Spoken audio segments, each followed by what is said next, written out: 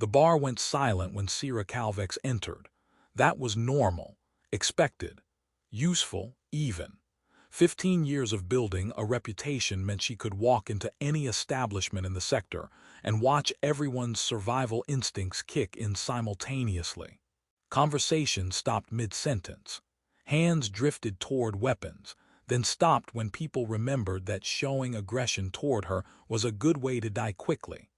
Eyes tracked her movements with the focus usually reserved for natural disasters or armed explosives. The Death Bringer, the Void Walker, the executioner of the Rim colonies. Sera wore her reputation like armor, which was appropriate since her actual armor was decorated with trophies from every major kill she'd made. The bioluminescent scars across her obsidian-black skin pulsed faintly, visible even through her tactical gear. Each scar marked a significant contract completed, a dangerous target eliminated. She was Kethvari, 8 feet of muscle, reflex, and predatory instinct refined by training and experience into something most species found terrifying. Her eyes were pure silver, reflective, designed by evolution to track prey in darkness, but equally effective at making people profoundly uncomfortable in well-lit bars. The bartender's hand moved toward the panic button. Sera ignored it. She'd been banned from 17 stations for making people nervous, not for actually causing trouble. Port Veridia tolerated her presence because she paid well and didn't damage property. She took a seat at the bar, ordered a drink, and waited for her contact.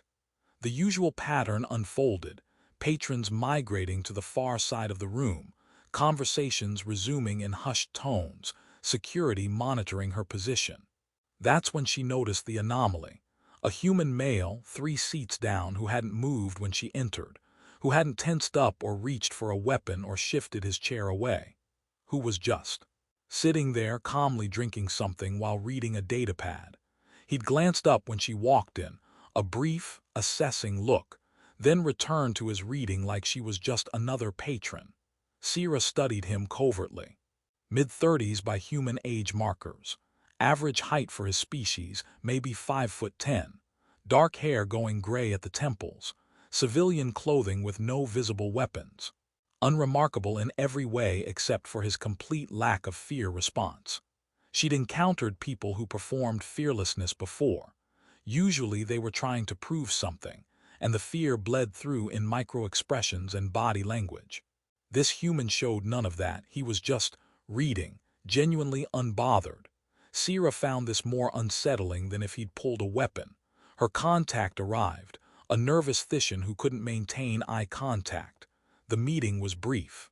Standard contract: retrieve stolen data, eliminate the thief if necessary, deliver to client.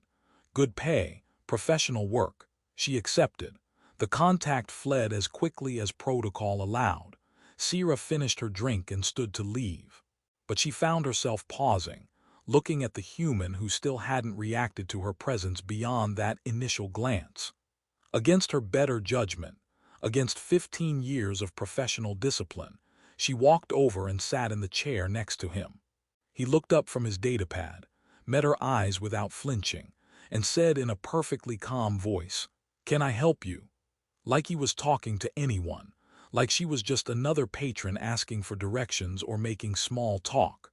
Like he couldn't see the trophy armor and the bioluminescent kill scars, and the eyes designed by evolution to trigger prey responses in most species. "Everyone is afraid of me," Sera said, studying his face for any crack in the composure. "But why aren't you afraid of me, human?" The human considered her question seriously, like it was worth actual thought rather than a rhetorical challenge or a threat. "Should I be?" he asked. "You're sitting next to the Death Bringer. I've killed more beings than you've probably met in your lifetime. I could end you before you finished your next breath. So yes, by any rational assessment, you should be afraid." "Okay, but are you currently planning to kill me?" "No." "Then why would I be afraid? Fear makes sense when there's an actual immediate threat. You're just sitting here. That's not threatening in itself." Sera leaned forward slightly, a movement that usually made people recoil. He didn't. "I'm always a threat. That doesn't turn off because I'm not actively killing someone at this exact moment. Sure, technically, everyone's always a potential threat. I could potentially stab you with this stylus. That bartender could potentially poison your drink. But potential threat isn't the same as actual threat. Right now, you're just a person sitting next to me having a conversation. That's all. You're either very brave or very stupid. Or I just don't see a reason to be afraid of someone who hasn't actually done anything to me. Your reputation doesn't require me to be terrified of you. That's a choice I'm making. Sera didn't know how to respond to that. His logic was sound but fundamentally different from how most beings reacted to her presence. What's your name, human? Marcus Webb. And you're Sera Kal'vex, though I imagine you prefer people to use one of your more dramatic titles in formal situations. You know who I am. Hard not to. Your reputation precedes you by approximately 3 drinks and 1 panicked bar clearing. But knowing your reputation isn't the same as being afraid of you. Why not? Most beings hear my reputation and decide fear is the appropriate emotional response. Because fear requires believing someone is fundamentally monstrous. And I don't see a monster. I see someone who's very good at a dangerous job and who's built a reputation that makes that job easier. That's not the same thing as being inherently monstrous. Sera felt something she hadn't experienced in years. Genuine surprise, not shock at being challenged. People challenged her occasionally, usually right before she killed them. But surprise at being understood, analyzed accurately. You think my reputation is performance? Image management?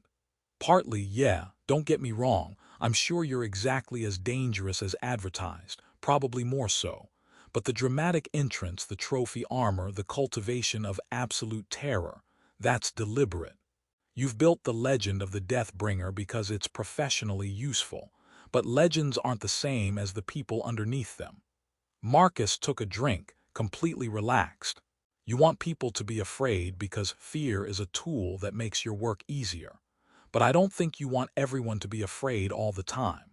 I think sometimes it gets exhausting being the monster everyone expects you to be. Sera stared at him. In 15 years of cultivating her reputation, no one had ever looked past it like this. Most people couldn't. They were too terrified to think beyond basic survival responses. You're making significant assumptions about someone you just met. True, could be completely wrong, but you asked why I'm not afraid. That's my answer. I don't see a monster. I see someone who's lonely and probably wishes, occasionally, that they could walk into a room without everyone treating them like an approaching natural disaster. Direct hit. Sera felt it like a physical impact.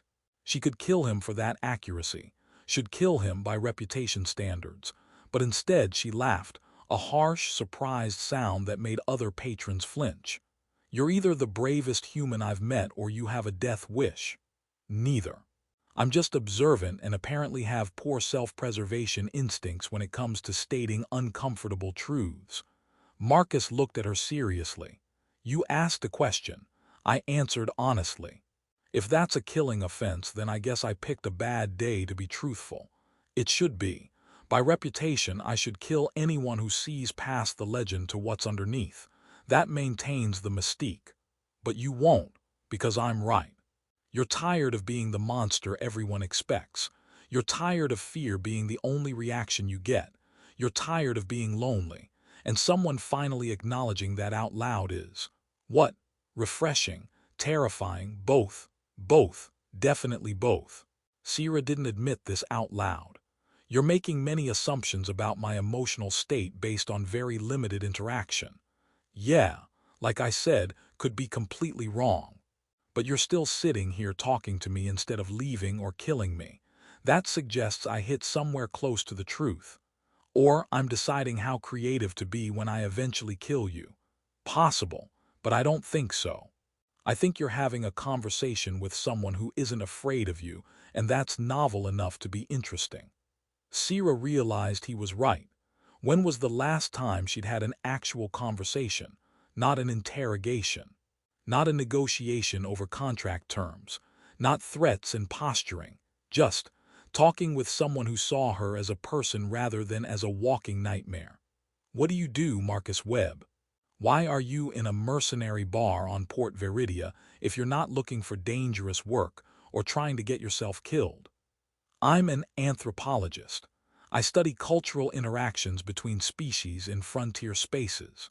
Places like this, where multiple species mix without strong centralized authority, where formal law is flexible, where people create their own social structures and power dynamics. It's fascinating from a research perspective. An anthropologist in a bar full of killers. That seems profoundly unwise.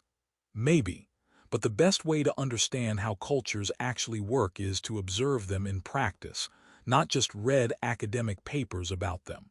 And I'm careful. I sit in corners. I don't interfere with business. I pay attention to social dynamics and power structures. Most people forget I'm here after a while because I'm not threatening or interesting. I noticed you immediately. You're trained to notice threats and anomalies. I'm an anomaly because I'm not behaving like everyone else in the room. But I'm clearly not a threat, so after you cataloged me as harmless civilian, no action needed. You moved on to assess actual potential threats. That's professional awareness, not personal interest. Until I came over here and started this conversation. Well, yeah, that changed things. Now I'm curious why you did that. You don't strike me as someone who makes social overtures without specific reasons.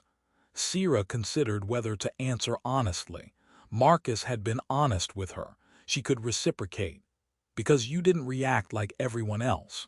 That made you interesting. I wanted to understand why. And now you know. I don't buy into your legend because I can see the performance underneath it. Not trying to be disrespectful, legends have their uses in your profession. But they're not the whole truth about a person. What if the legend is the truth? What if I am exactly the monster everyone thinks I am? Then you wouldn't be sitting here having this conversation. Monsters don't question why someone isn't afraid of them. They just kill the anomaly and move on. The fact that you're curious about my lack of fear suggests you're more complicated than your reputation allows for. Sera signaled for another drink. The bartender brought it quickly, maintaining maximum distance. Marcus noticed. See, he's terrified. That bartender's hands were shaking. But you didn't do anything threatening. Your presence alone causes fear. That's the reputation at work. Fear keeps me safe, keeps people from trying stupid things like betraying me or challenging me or interfering with my contracts. True, but it also isolates you. You can't have genuine human connections, or Kethvari connections, or whatever, when everyone's too terrified to be honest with you. You're surrounded by people constantly but completely alone. That's the price of the legend. You're very analytical about this. It's literally my job. I study how social dynamics work in different cultural contexts. Your relationship with fear is textbook social power maintenance through reputation management. It's effective but isolating. That's not judgment, just observation. Most beings wouldn't analyze the death bringer's emotional state and social isolation. Most beings are too busy being terrified to think analytically. I'm apparently not wired that way. Or maybe I've spent so much time studying dangerous cultures that my threat assessment is broken. Either way, here we are. Sera found herself smiling slightly. Here we are. They continued talking. The conversation shifted from analyzing Sera's reputation to discussing cultural differences between species, the peculiarities of frontier station societies, the economic factors driving mercenary work. It was the most normal conversation Sera had experienced in years. Marcus treated her like a person, not like a legendary killer, not like someone to be feared or carefully placated. Just a person with opinions and experiences and perspectives worth hearing. At some point, other patrons started returning to their previous seats. Sera's presence had apparently normalized enough that people were willing to risk being in the same room.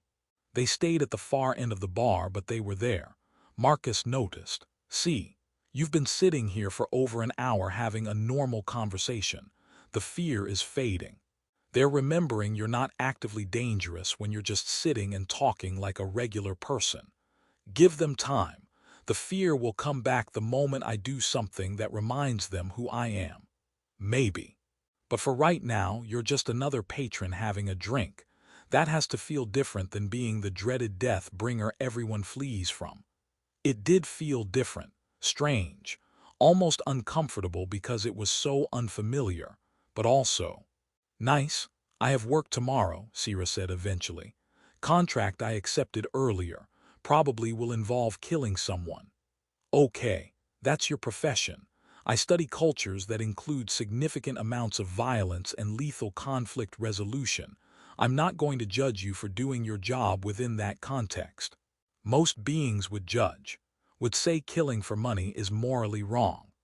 Most beings haven't spent years studying frontier societies where formal law enforcement doesn't function effectively, and informal power structures fill the void.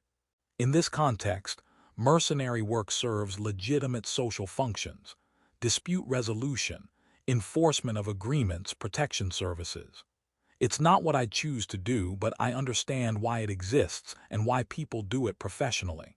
You have very utilitarian ethics. I try to understand why people make the choices they make rather than judging those choices against my own cultural values. Your work is violent and sometimes lethal. Okay. That's reality in frontier spaces. You seem competent and professional about it rather than sadistic or random. That matters. Sera found herself appreciating this perspective more than she wanted to admit. You're unusual, Marcus Webb. I get that a lot. Comes with studying cultures without imposing your own assumptions on them. Most people can't do that effectively. They judge everything against their own baseline normal. Will you be here tomorrow? After I complete my contract? Why was she asking this? She didn't do social connections, didn't maintain friendships, didn't need anyone, but Marcus was interesting, different, worth talking to again. Probably. I've got 3 more days of observational research planned on the station before I move to my next location. Same bar, most likely. I've established good observation positions here, and the bartender tolerates my presence. I'll find you when I'm done with the job, if you're interested in continuing this conversation. I'm very interested. Talking with you has been the most fascinating interaction I've had on this station. You're significantly more complex than your reputation suggests. My reputation isn't meant to suggest complexity. It's meant to suggest deadliness and inevitability. It does that very effectively. But underneath the legend, there's an actual person. That's what makes you interesting from an anthropological perspective, and from a personal perspective. They parted ways. Sera returned to her ship to prepare for the next day's contract. Marcus presumably went back to wherever he was staying to write up his research notes. The contract went as expected. Sera tracked the thief, retrieved the stolen data, eliminated the target when he resisted instead of surrendering. Professional, clean, efficient. But as she was leaving the scene, she realized she was looking forward to talking with Marcus afterward. That was new. She didn't look forward to social interactions, didn't seek them out. She returned to the bar that evening. Marcus was there, same seat, different datapad. He looked up when she entered, nodded acknowledgement, went back to reading. Not afraid, not performing casualness to hide fear, just normal. Sera sat beside him. Contract completed successfully. I assume successfully since you're here rather than in station security custody or a medical facility. It was straightforward. Target resisted retrieval, which complicated things, but within expected parameters. Did you have to kill them? Yes. Contract terms allowed for elimination if retrieval became complicated. Target made it complicated by fighting back. Okay. Marcus didn't judge, didn't moralize, just accepted the information as factual reporting. Does that bother you, that I killed someone today? Marcus looked at her seriously. Are you asking if I'm bothered that you did your job according to the contract parameters? Or are you asking if killing people bothers you and you want to talk about it? Both, I think. First question, no, I'm not bothered. You're a professional operating within accepted norms of your cultural context. The target knew the risks when they stole valuable data from dangerous people. You were the consequence of their choices, not a random act of violence.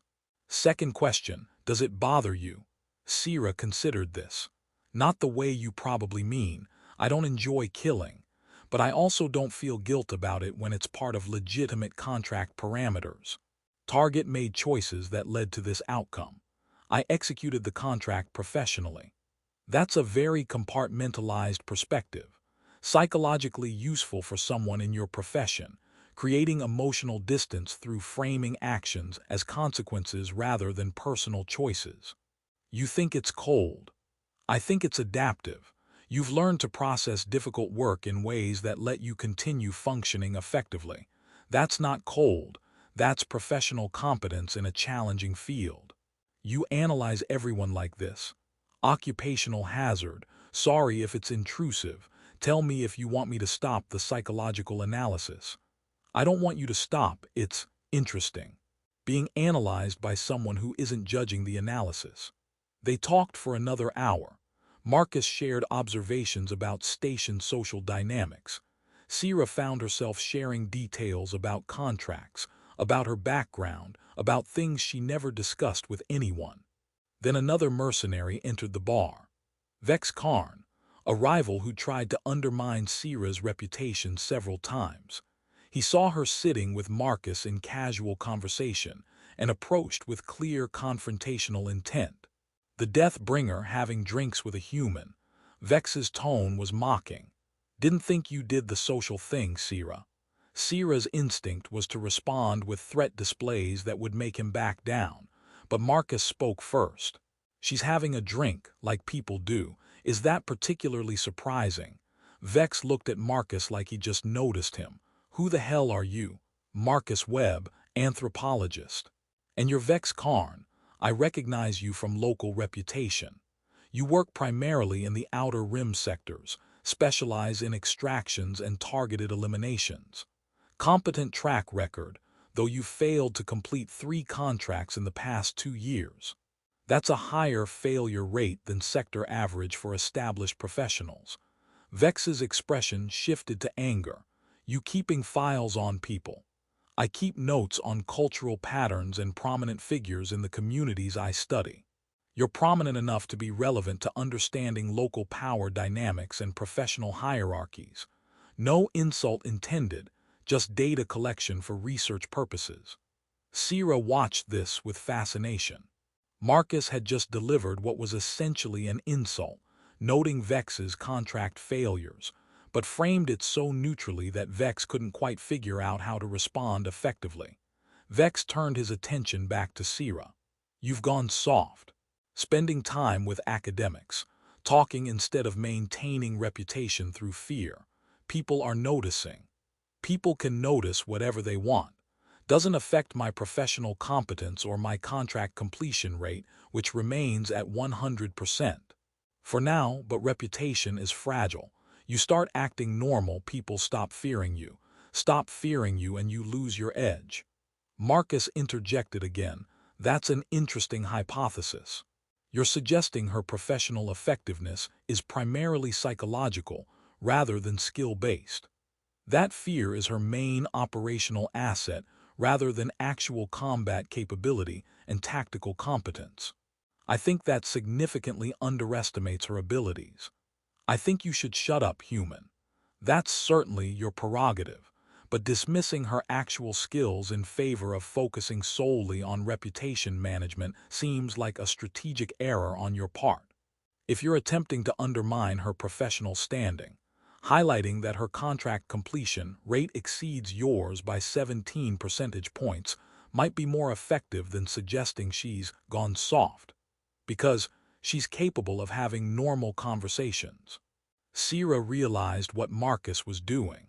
He was defending her professional competence while simultaneously insulting Vex, all framed as neutral anthropological observation. It was brilliant.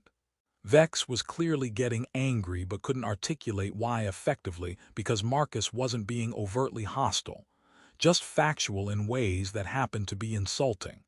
"This isn't over," Vex finally said to Sera. "Your reputation won't protect you forever." He left. The entire confrontation had taken maybe 3 minutes. Marcus returned to his drink like nothing significant had happened. "Sorry. Probably shouldn't have engaged with your professional rival." But his approach was irritating from an analytical perspective. If you're going to attempt social dominance displays, at least execute them competently. Sera laughed, genuinely laughed for the first time in months. "You just defended my professional reputation to another mercenary using anthropological observation as a weapon." "Did I? I was just stating facts." If he interpreted those facts as insulting, that's his problem, not mine. You knew exactly how he'd interpret them. Okay, yes, but plausible deniability is important when you're a civilian academic in a bar full of dangerous people. I'm a neutral observer. Can't help it if my neutral observations happen to highlight uncomfortable truths. You're dangerous in your own way, Marcus Webb.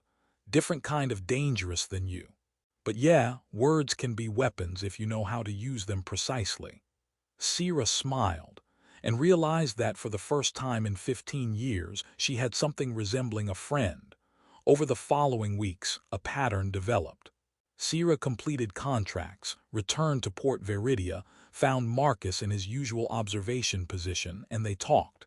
About her work, about his research, about the complicated dynamics of frontier societies, about philosophy and ethics and the strange reality of violence in spaces where formal law didn't reach effectively.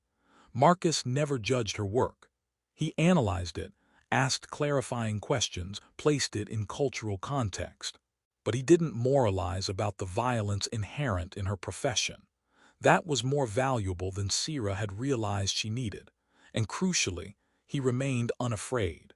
Even after weeks of knowing her, knowing exactly what she did, seeing her return from contracts she described in detail, he continued treating her like a person rather than a monster.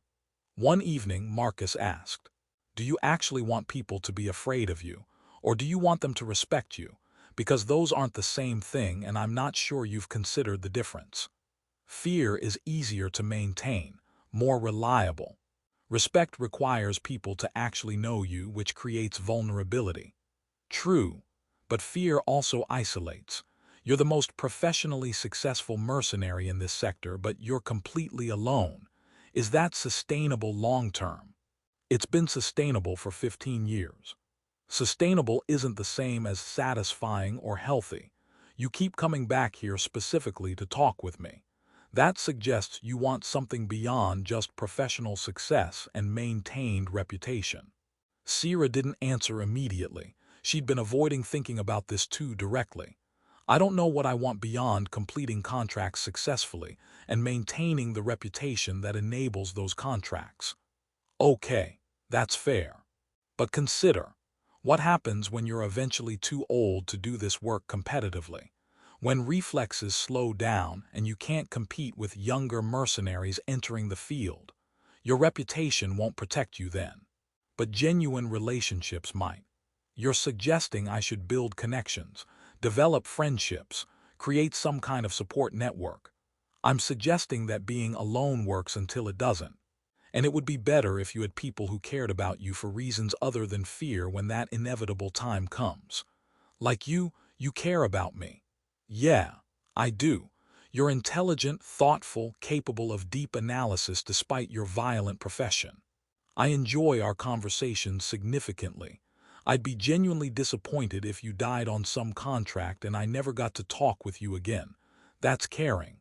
Sera processed this. Someone cared about her. Not because of her reputation, not because they feared her, not because they wanted something from her professionally, just because they found her worth caring about as a person. That was completely new. "I don't know how to do relationships, friendships, whatever this is. I've spent 15 years deliberately cultivating isolation." "Then maybe it's time to learn something new. You're clearly good at learning. You've mastered one of the most difficult and dangerous professions in the sector. Social connection isn't harder than killing people professionally. just different skills set with different applications. It feels harder. Killing has clear parameters and success metrics. Social connection is complicated and ambiguous. Everything's complicated and ambiguous when you're learning it for the first time, but you improve with practice and intentional effort. A message came through on Sera's comm, another contract offer. High value, significant danger, perfect for her particular skill set. She looked at it and realized she was reluctant to accept. She wanted to stay here talking with Marcus instead of leaving to complete another contract. That was concerning. She'd never been reluctant to accept profitable work before. "You should take it," Marcus said, reading her hesitation accurately. "It's good work suited to your capabilities, and I'll be here when you get back." That's what friends do. They're still around after you leave and return. Reliability across time. Friends, is that what we are? I think so. Unless you have a better term for people who talk regularly, care about each other's well-being, and actively want to spend time together. Friend seems to fit the definition. Sera accepted the contract, but as she was leaving, she did something unprecedented. She told Marcus to be careful while she was gone. He smiled. "I'm always careful. It's how I survive doing anthropological field work in dangerous places. You be careful too. I've gotten used to these conversations. Would genuinely miss them if you didn't come back." That sentiment stayed with Sera through the entire contract, through dangerous infiltration and firefights and the eventual successful completion. She kept thinking, someone would miss me if I died. Someone would care. Not because of professional reputation or fear or respect for competence, just because they enjoy talking with me. When she returned to Port Veridia, Marcus was waiting in their usual spot. He saw her and his expression shifted to visible relief. "Good, you're back. I heard about the firefight on Kepler Station. Figured that was probably your contract." It was. Complicated but ultimately successful. Any significant injuries? Minor, nothing that won't heal quickly with standard treatment. "Good." Marcus gestured to the seat beside him. "Sit. I found something interesting in my research I want to discuss with you. Theory about how reputation management functions differently in cultures with formal versus informal power structures. I think you'll find it fascinating given your professional experience." Sera sat. Listened to Marcus explain his theory. Realized she was actually smiling while listening to an academic lecture about social dynamics. 6 months into their friendship, Marcus's research contract on Port Veridia ended. He needed to relocate to other stations to continue his work. Sera felt something she hadn't experienced in years, genuine dread at losing connection with someone important. "I'll be on Terminus Station for the next."